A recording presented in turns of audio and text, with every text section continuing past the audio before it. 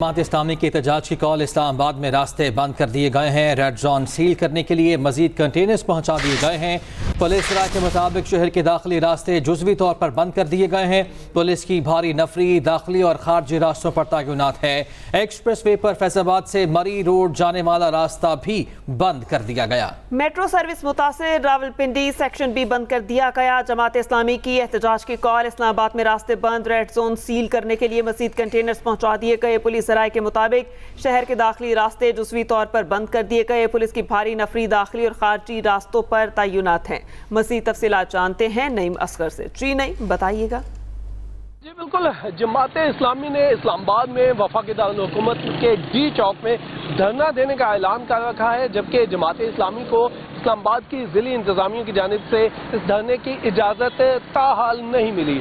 और इस्लामाबाद में चूँकि रेड जोन में इस्लामाबाद में दफ़ा 144 नाफिज है, यही वजह है कि इस धरने को रोकने के लिए इस्लामाबाद के दाखिली और खारजी रास्तों के ऊपर कंटेनर रख दिए गए हैं ताकि यहाँ पर आने वाले जमात इस्लामी के कारकुनान को रोका जा सके और धरना न होने दिया जा सके। इस वक्त इस्लामाबाद के तकरीबन तमाम रोड्स के ऊपर कंटेनर रख दिए गए हैं और इन कंटेनर के दरमियान में सिर्फ एक गाड़ी गुजरने की जगह रखी गई है, जिसकी वजह से तमाम शाहराहों के ऊपर जहां पर कंटेनर पड़े हुए वहां पर शदीद रश देखने में आ रहा है। शहरियों को शदीद मुश्किलात का सामना है। जमात की जानिब से ये कहा गया है कि हमारे कारकुनान के ऊपर छापे मारे जा रहे हैं, हमारे काफिले पूरे मुल्क से निकल चुके हैं और हमें रोका जा रहा है। और जमात इस्लामी ने यह भी कहा है कि अगर हमारे धरने को रोका गया, हमारे ऊपर ताकत का इस्तेमाल किया गया, तो ये धरना पूरे मुल्क में फैल जाएगा और हर जगह पूरे मुल्क में जहां जहां भी हमारे कारकुनान होंगे वहीं पर बैठकर धरना दे देंगे। जी बहुत शुक्रिया नईम असगर, आपने आगाह किया। धरने में शिरकत के लिए मुल्क भर से काफिले रवाना हो चुके हैं। तमाम पुस्तायत के बावजूद कारकुन धरने में पहुंचे। अमीर जमात इस्लामी हाफिज नईमुर रहमान का वीडियो पैगाम आ गया, कहा जहां रुकावट मिले कारकुन वहां धरना दें और क़यादत की कॉल का इंतजार करें।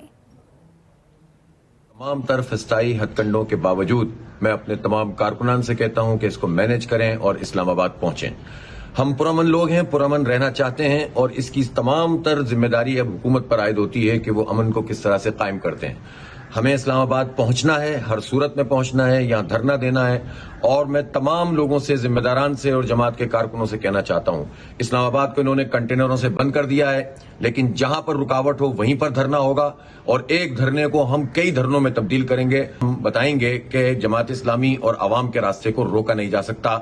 हमें बिजली की कीमतों में कमी चाहिए, हमें IPP से जान छुड़ानी है, हमें तनख्वाहदार के स्लैब को खत्म करवाना है, हमें टैक्सों से जान छुड़ानी है, हमें आटा, दाल, चीनी, चाय के टैक्स खत्म करवाने हैं और हम अवाम के लिए निकले हैं, अपनी जात के लिए निकले हैं। कराची में शाहराह फैसल पर वाक़ई इमारत में लगी आग पे काबू। रेस्क्यू के मुताबिक 42 अफराद को रेस्क्यू कर लिया गया। 11 ताहाल फंसे हुए हैं। इमदादी कामों के दौरान फायर फाइटर समेत 2 अफराद बेहोश हुए। आग ने इमारत की कई मंजिलों को अपनी लपेट में ले लिया। बताया जा रहा है कि 10 से ज़ायद फायर टेंडर्स और 3 स्नॉकल्स आग पर काबू पाने में मशरूफ़ अमल हैं। 70 के करीब फायर फाइटर्स रेस्क्यू ऑपरेशन में हिस्सा ले रहे हैं, जबकि पाक बहरिया के 5 फायर टेंडर्स और स्नॉकल भी इमदादी कामों में शरीक हैं और यहाँ से जो अफराद फंसे हुए थे उनको रेस्क्यू भी कर लिया गया है। ये मनाजिर भी आप मुलाहिज़ा कर रहे हैं। कराची में शाहराह फैसल पर वाक़ई इमारत में लगी आग बेकाबू हो गई है। रेस्क्यू के मुताबिक 42 अफराद को अब तक रेस्क्यू किया गया है। 11 ताहाल फंसे हुए हैं। सूरत हाल जान लेते हैं, हमारे नुमाइंदे साजिद रऊफ हमारे साथ मौजूद हैं। साजिद बताएगा और अभी क्या मनाजिर आप देख रहे हैं और क्या बता रहे हैं रेस्क्यू ज़राए, कितना वक्त लग सकता है आग को बुझाने में? जी बिल्कुल, इस वक्त हम शाहराह फैसल काशिफ सेंटर के बाहर मौजूद हैं। तकरीबन 10:30 बजे के करीब काशिफ सेंटर की 9वीं मंजिल पर आतिश ज़दगी का वाक़या पेश आया था। फौरी तौर पर यहाँ पर फायर ब्रिगेड, रेस्क्यू 1122 और पाकिस्तान नेवी के जो फायर टेंडर थे यहाँ पर पहुंचे थे और जो लोग इमारत में मौजूद थे सबसे पहले उनको रेस्क्यू किया गया। उसके बाद जो है वो इमारत में लगने वाली आग पर काबू पाने की कोशिशें शुरू कर दी गई। तकरीबन 3.5 घंटे से ज़ायद का वक्त हो चुका है।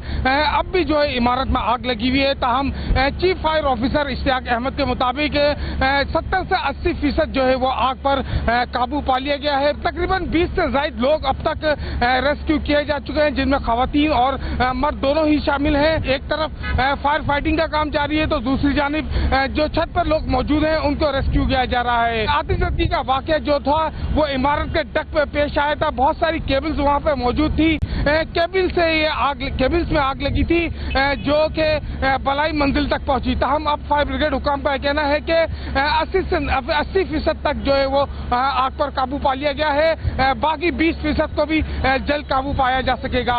आतिशबाजी के दौरान 3 फायर टेंडर्स ऐसे थे जो कि मामूली से जख्मी भी हुए, जिन्हें फौरी तौर पर यहाँ से अस्पताल मुंतकिल कर दिया गया। जी बिल्कुल ठीक है, शुक्रिया साजिद, आपने तफसील लगा किया। आगे बढ़ते हैं। पाकिस्तान तहरीक इंसाफ को इस्लामाबाद में एहतजाज की इजाज़त मिलेगी या नहीं, इस्लामाबाद हाई कोर्ट ने दरखास्त पर फैसला महफूज कर लिया है। एडवोकेट जनरल ने दौरान समाअत कहा कि दफ़ा 144 नाफिज है, पूरा इस्लामाबाद बंद किया है, एहतजाज की इजाज़त नहीं दे सकते। जबकि जस्टिस सुमन रिफत ने कहा हुकूमत को भरोसा होना चाहिए कि वो हालात कंट्रोल कर लेगी, इस तरह की बातें ना करें जिससे आपकी ना अहलियत सामने आए। आप हुकूमत हैं, आपको इतने बेकार और मददगार साबित ना नहीं होना। जस्टिस सुमन ने कहा फिर मैं ये लिख दूं कि हुकूमत बेबस है जो 3 दिन में हालात कंट्रोल नहीं कर सकती। एडवोकेट जनरल ने कहा अदालत ने ऑर्डर करना है तो कर दे, हम इजाज़त नहीं दे सकते। पीटीआई को इस्लामाबाद में एहतजाज की इजाज़त मिलेगी या नहीं, इस्लामाबाद हाई कोर्ट ने दरख्वास्त पर फैसला महफूज कर लिया। एडवोकेट जनरल ने कहा दफ़ा 144 नाफिज है, पूरा इस्लामाबाद बंद किया है। बानी पीटीआई की रिहाई, गिरफ्तारियों और मुकदमात के खिलाफ पीटीआई का अलामती भूख हड़ताली कैंप आज चौथे रोज भी जारी है। चेयरमैन पीटीआई बैरिस्टर गौहर कहते हैं कि भूख हड़ताली कैंप बानी पीटीआई की रिहाई तक जारी रहेगा। आपको बताएं कि पीटीआई की रिहाई की गिरफ्तारी के हवाले से आपको बताएं कि बानी पीटीआई की रिहाई, गिरफ्तारियों और मुकदमात के खिलाफ पीटीआई का अलामती भूख हड़ताली कैंप आज चौथे रोज भी जारी रहेगा। चेयरमैन पीटीआई बैरिस्टर गौहर कहते हैं कि भूख हड़ताली कैंप बानी पीटीआई की रिहाई तक जारी रहेगा। मरियम औरंगजेब ने पीटीआई की भूख हड़ताली कैंप को डाइट प्लान करार दे दिया। कहा 9 मई के मुजरिम के लिए इंटरटेनमेंट फास्टिंग हो रही है। दोपहर का खाना खाकर शाम के खाने से पहले ख़त्म होने वाली भूख हड़ताल ढोंग और मजाक है। जबकि दूसरी जानिब वज़ीर इत्तलात पंजाब अज़मा बुखारी ने कहा है कि अडयाला जेल में बैठे कैदी कमीशन धरनों के जरिए ही इक़्तिदार में पहुंचना है। एहतजाज के नाम पर शहरियों की जिंदगियां जीर्ण बनाने की इजाज़त नहीं दी जाएगी। उन्होंने ये भी कहा कि कानून की खिलाफ वर्जी करने वालों से कानून सख्ती से निपटेगा। मरियम औरंगजेब ने तहरीक इंसाफ की भूख हड़ताल को डाइट प्लान करार दिया है। पीटीआई को सियासत से किनारा कशी करना होगी, तहरीक इंसाफ 9 मई पर माजरत करे। सूबाई वज़ीर नासिर हुसैन शाह की न्यूज़ कॉन्फ्रेंस। कहा यह डिजिटल दहशतगर्द है, मुल्क में जमहूरियत ही रहेगी। उम्मीद है बिजली के बिलों में जल्द रिलीफ मिलेगा। देखिए, मैं आपको एक अर्ज करूं कि जो भी लोग मेरिट पे आए हैं, पाकिस्तान पीपल्स पार्टी ने रोज़गार दिया है। हालांकि हमें अदालतों में भी बहुत सारे मसाइल का सामना है, बल्कि आपको याद होगा शहीद मोहतरमा को भी जो केस था वो नौकरियों का केस था कि उन्होंने नौकरियां दी थी। लेकिन हम ये